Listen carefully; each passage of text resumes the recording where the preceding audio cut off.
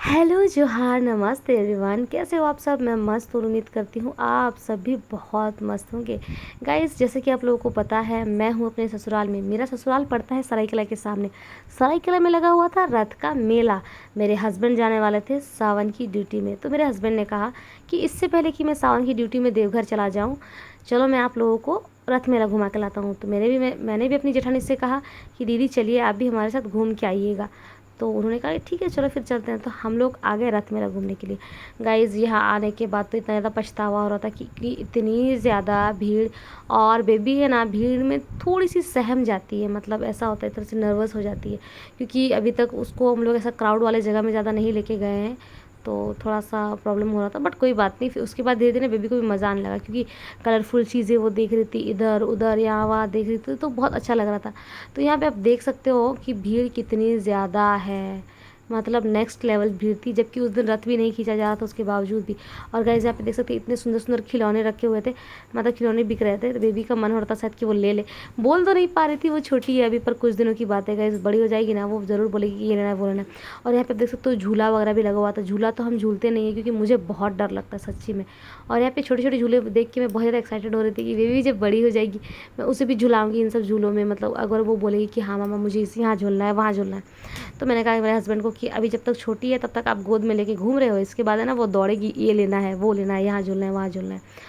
और गाइस, यहाँ पे मेरे हस्बैंड भी थक गए थे कि हाँ भाई इतनी ज़्यादा दूर चलते चलते चलते थे। और गाइस, जब आप देख सकते हो रथ भी ना यहाँ पे रुका हुआ था।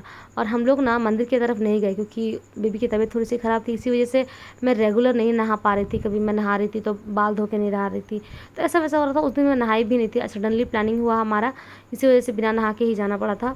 और मेरे हस्बैंड ने कहा कि तुम नहाई नहीं है, वैसे भी तुम मंदिर की तरफ जाना तो होगा नहीं।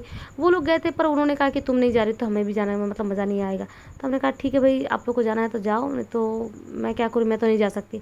और गाइज, इसके बाद हो गई मेरे हस्बैंड से मेरी लड़ाई। गाइज, ये तो होना ही था। गाइज, मेरे को ना, मैं जब बेबी पेट में थी ना, तो मेरे को ना स्पाइरल पोटैटो खाने का मतलब बड़ा मन था, मतलब एक आस था आप लोग बोल सकते हो।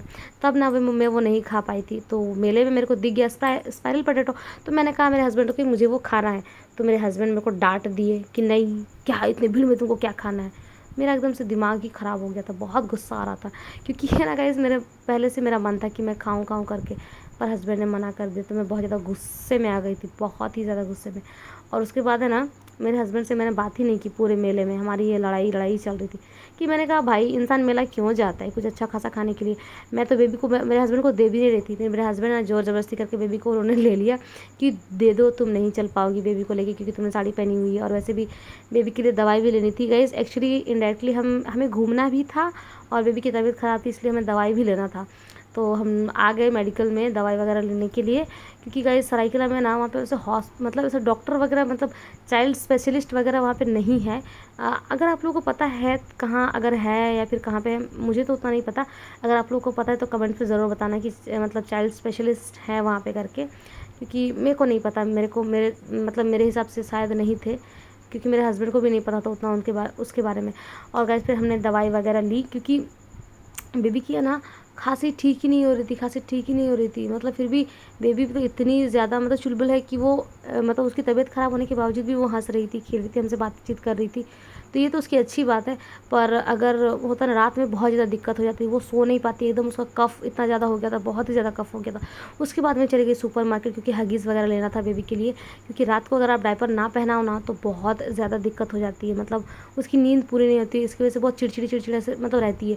तो इसीलिए हमने ले लिए एक हगीज़ का पैकेट। और यहाँ पे आप देख सकते हो मैंने सारी चीज़ें खरीद ली। उसके बाद है ना, हम लोग निकलने ही वाले थे, क्योंकि दीदी लोग उधर गई थी, वो लोग इधर उधर, बहुत कुछ मतलब दिमाग ख़राब हो रहा था, बेबी की तबीयत ख़राब हो रही थी।